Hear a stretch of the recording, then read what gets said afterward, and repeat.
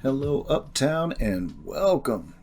This is Richard Cole, host of Amari Purple Talk, and this will be my reaction to the Forever in My Life advanced track, another single drop from the upcoming Sign of the Times Super Deluxe edition, due to be released on September 25th of this year.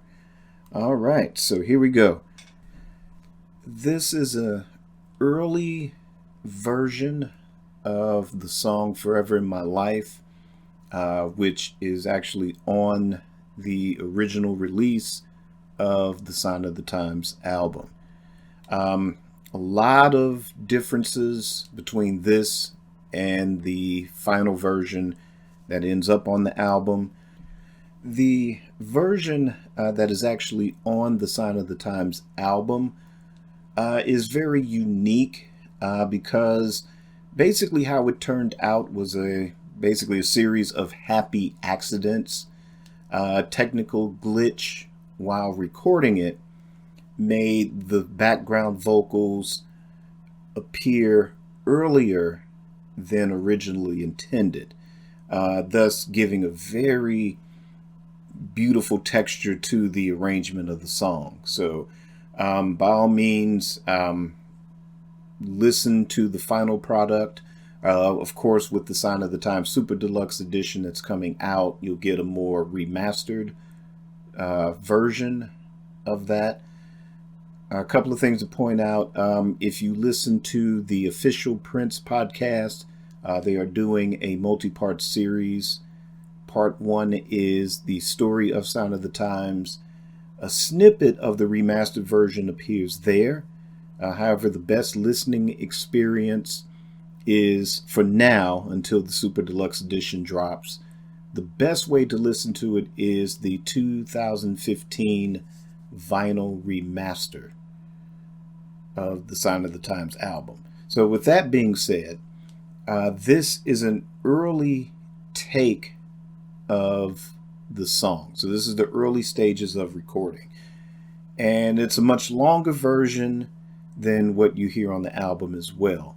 In fact, you will get to hear a little bit of what the song would have sounded like upon the fade out of the original version. Because when you listen to the original version, as it fades out, it looks like it's going to go into different gear. So if, say, this was released as a single, if there would have been an extended version of it, then this advanced track gives you an idea of what that would have been like.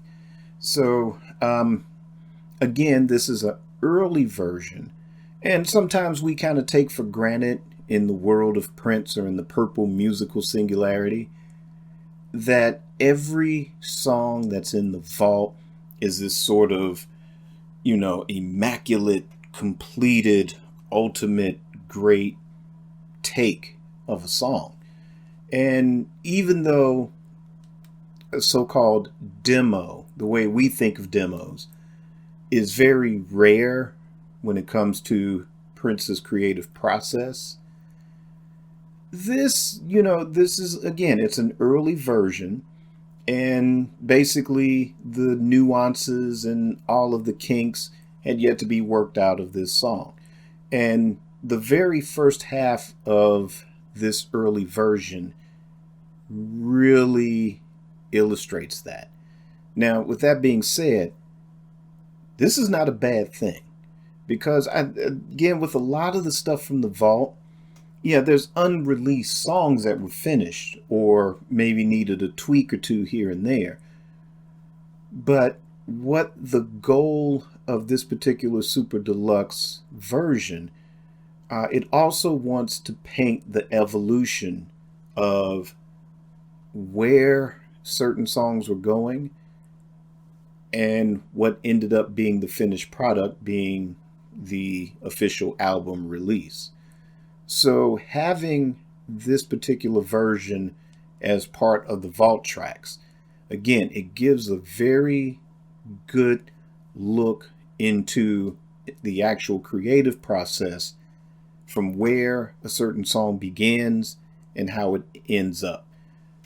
Again, something like, say, Witness for the Prosecution, where you had two different versions, one with the Revolution and one of a more solo outing.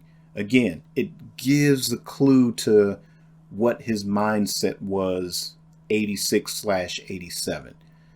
So again, the first half of this Forever in My Life track really gives you that sort of almost fly on the wall experience of, here's this song being recorded possibly for the first time, and a kind of idea of where he wanted to go with this particular song. Now, again, as for the second part of it, which is actually my favorite part of the entire track, because again, it gives me that indication, because I've, for years, ever since I first heard the album version of this song, when it fades out, it's like, it kind of goes into like a little funkier acoustic vein, which you get sort of the full magnitude of in the Sign of the Times concert film, with the big, huge performance of Forever in My Life. And it kind of goes into this almost gospel revival sort of feel, with the Sign of the Times band coming out with the tambourines and big gospel vocals. This is sort of the demo version of that.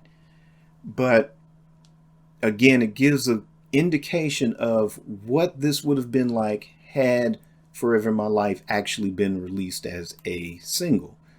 And in Prince world at that time, what was inevitable would have been a 12-inch single release with an extended version of it. So having had that in the back of my mind all those years, to finally hear what an extended version of that would have been like. Now, there aren't any additional alternate takes of Forever in My Life, so I don't know if there's anything between this and what actually ended up being the finished version, or if this was the template, and as he was adding the background vocals and as that sort of happy accident with the technical glitch put the background vocals where they are on the finished recording. So I don't know. I would be interested to see somewhere down the line if there is a take that is fully fleshed out, as well as that second half where it does fade out on the album, if that second part is fully realized and with a full production of more background arrangements to the track and other little, sonic embellishments to finish it. But for right now, this is a very enjoyable track to listen to. And it also enhanced my excitement for the Super Deluxe edition, which again goes without saying, not that I was any less excited for it, but as a momentum builder, this was definitely one of the things this week that actually facilitated that for me. There's also articles in Mojo magazine, the current issue of that, regarding the Sign of the Times Super Deluxe, which talks about not only the history of the recording, but gives you a deeper clue as to what we're expecting with this release. And also the current issue of Classic Pop magazine has an article on the Sign of the Times Super Deluxe. So definitely check those out, whether you get the physical print edition. You can also get it online or read it digitally that way. But as far as the Forever in My Life, once again, this track itself is available on whatever your favorite streaming platform would be, whether it's Tidal, Spotify, Apple Music. Probably available as a download that you can purchase, or if you pre-order the album, say on Apple Music, you'll automatically get this as a download to listen to right away. So again, I am very, very hyped for this. Again, out of everything that's been released as far as the advanced tracks, I want to say this is probably my favorite so far. We are less than a month away from the actual release of the Super Deluxe edition of Sign of the Times. So I don't anticipate another advanced track. I mean, if there is, maybe just one more advanced track drop. But so far, out of everything that has been released, this is my favorite advanced track from this release. But what do you think? Have you heard this track? Does it make you more excited for the release of this? Is it your favorite advanced track? If not, which one is? Leave me a comment and let me know your thoughts. And of course, you can always find me here on Amari Purple Talk every Monday. So please tune in and download and listen on your favorite podcast platform. And if you are listening on YouTube, please like and subscribe and hit that notification bell. And as always, let's keep it purple and on the one.